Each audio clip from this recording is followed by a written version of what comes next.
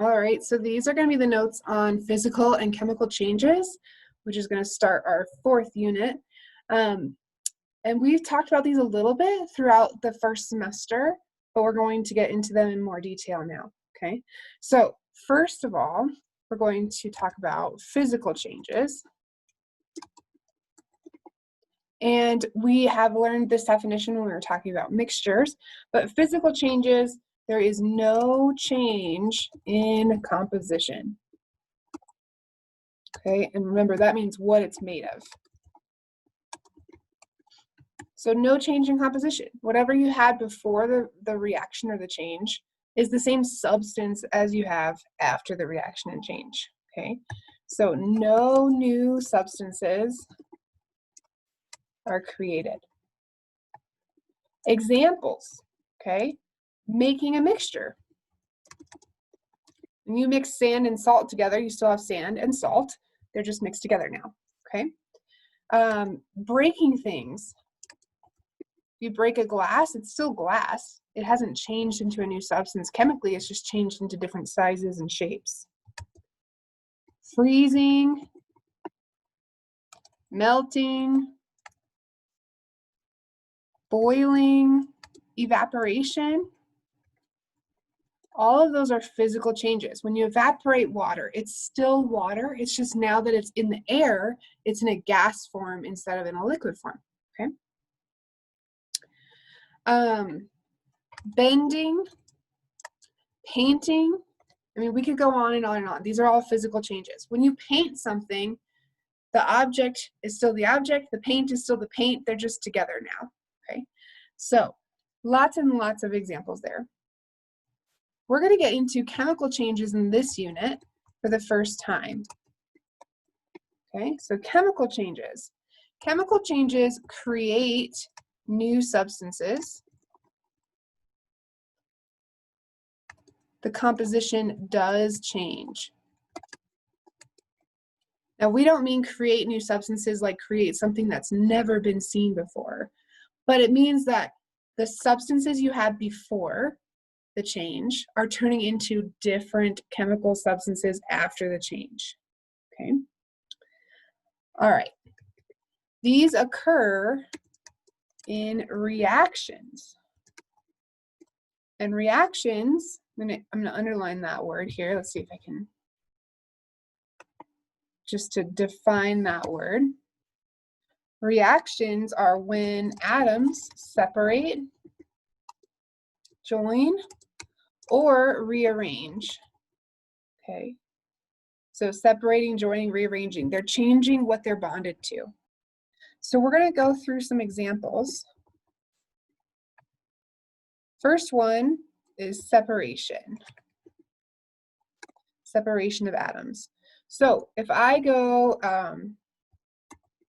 H2O, and I'm gonna go ahead and make that a subscript.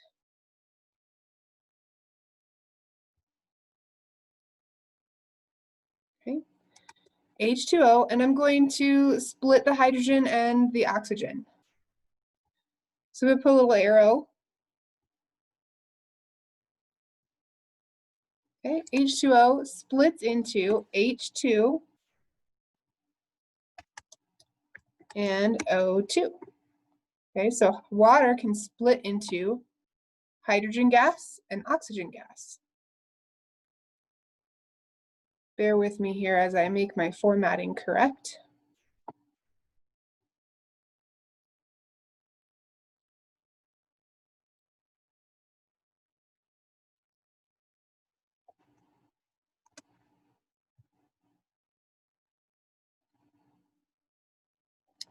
All right.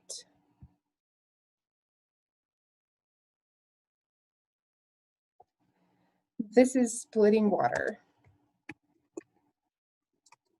So we've talked about hydrogen and oxygen. They're diatomic elements, which means they always exist in pairs of themselves whenever they're in their pure form.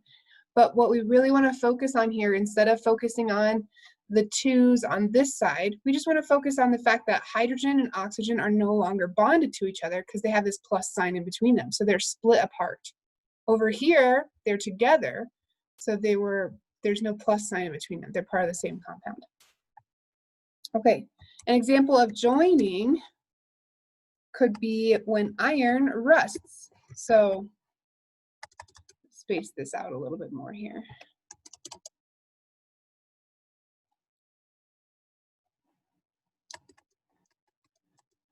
So Fe, iron, when you leave it outside, it reacts with oxygen and it creates iron oxide. So whenever it's creating the thing, we're going to put an arrow to show that the change is happening. And iron oxide is rust, and it has a chemical formula of Fe2O3. And again, I'm going to make all of these subscripts.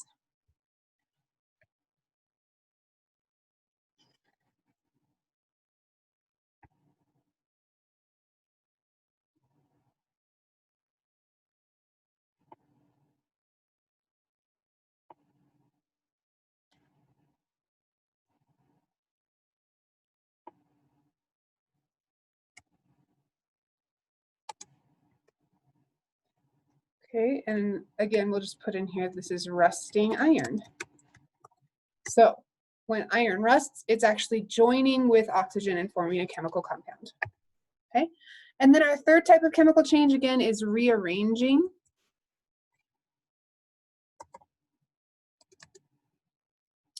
So a good example of rearranging would be when we take methane gas, that's what we burn in our Bunsen burners. We need to burn it using oxygen. And when that happens, let me get my arrow here. The new substances that are created are carbon dioxide and water.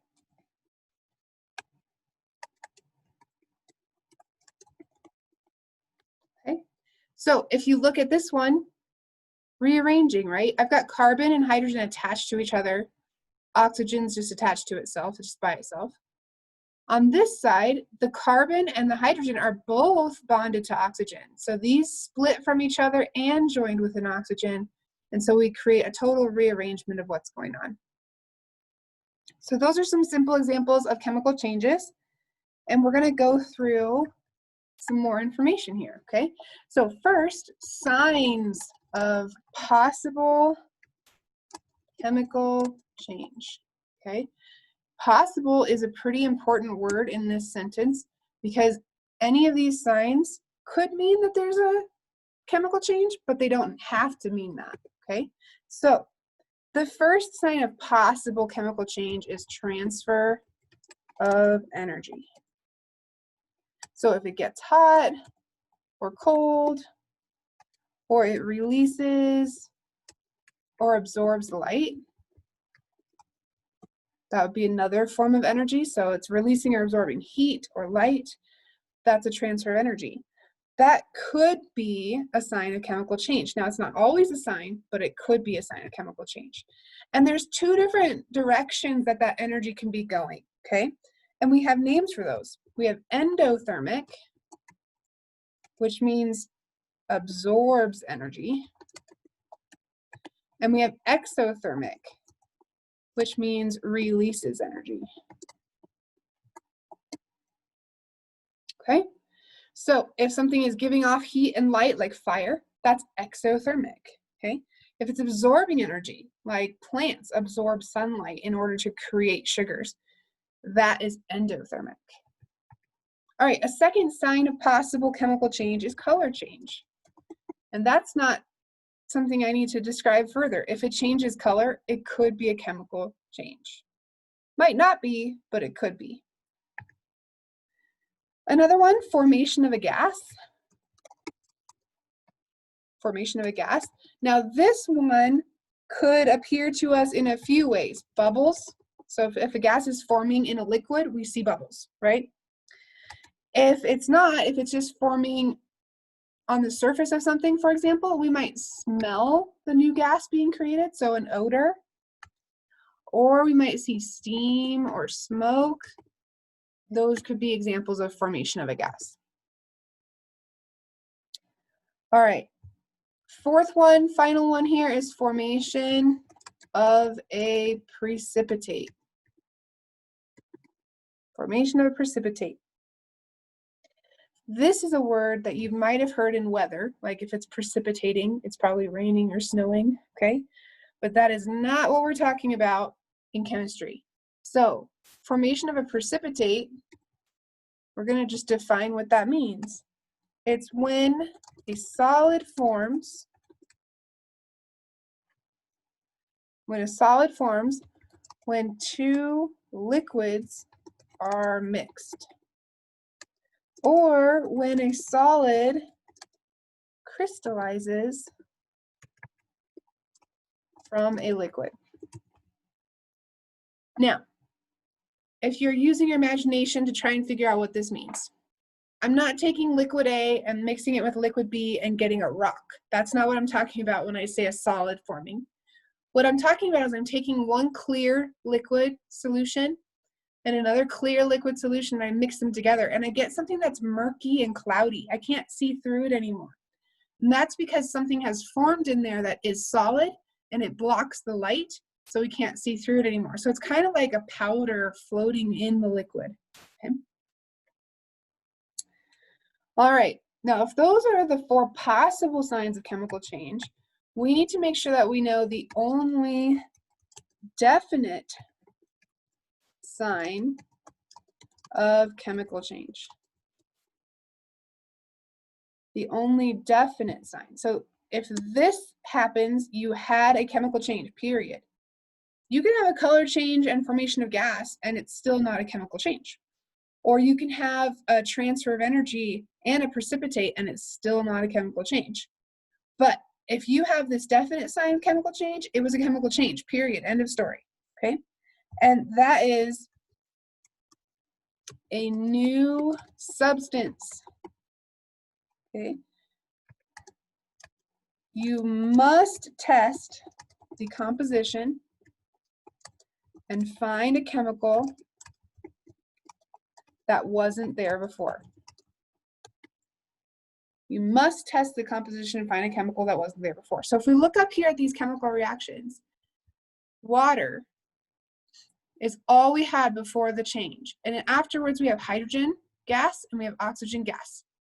Those two substances are new because they are not before the arrow. Water is made out of those things, but it is a different substance. It's a compound, and these two are elements, okay? In this one, iron's an element, oxygen's an element. When they combine, they make a compound. So this is a new substance formed. This one, CH4, methane gas, it's a compound, and oxygen, the element.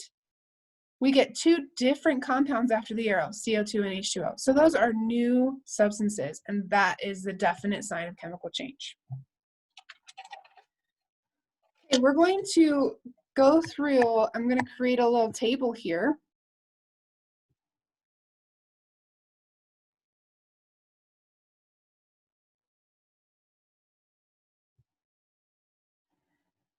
And the first column is going to be sign of possible chemical change.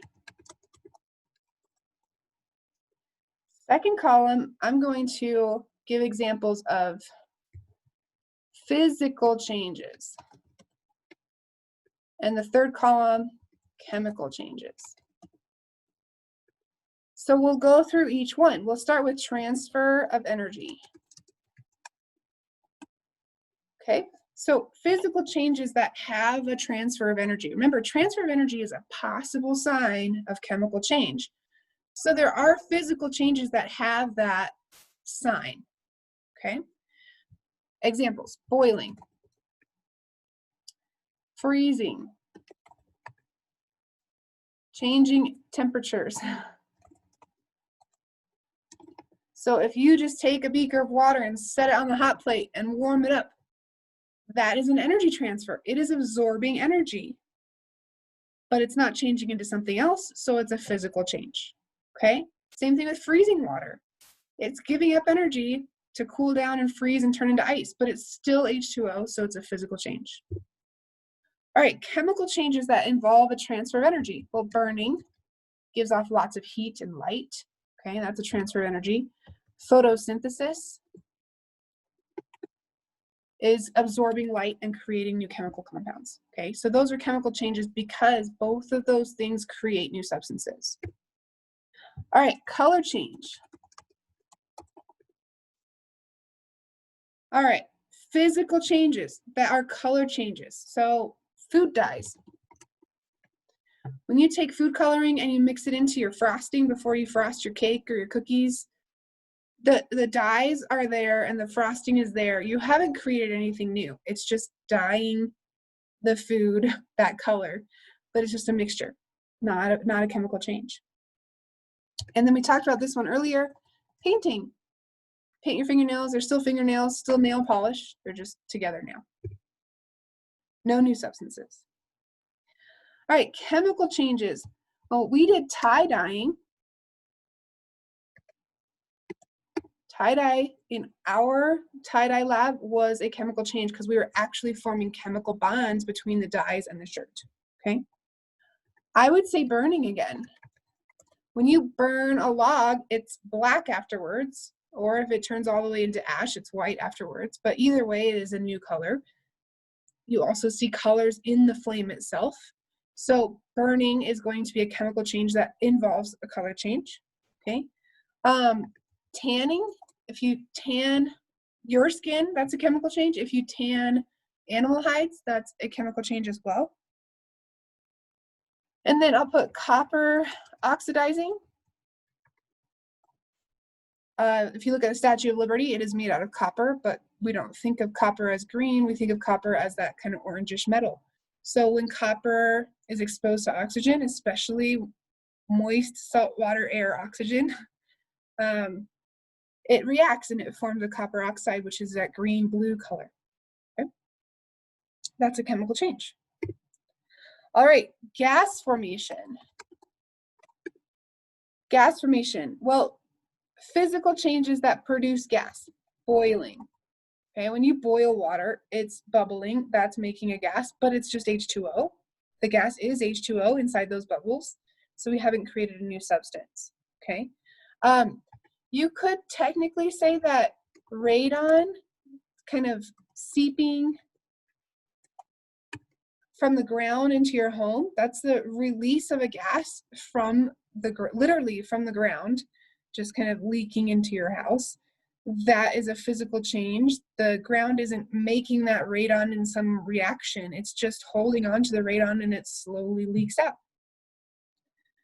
All right, another side here, chemical changes that produce gases. Again, burning.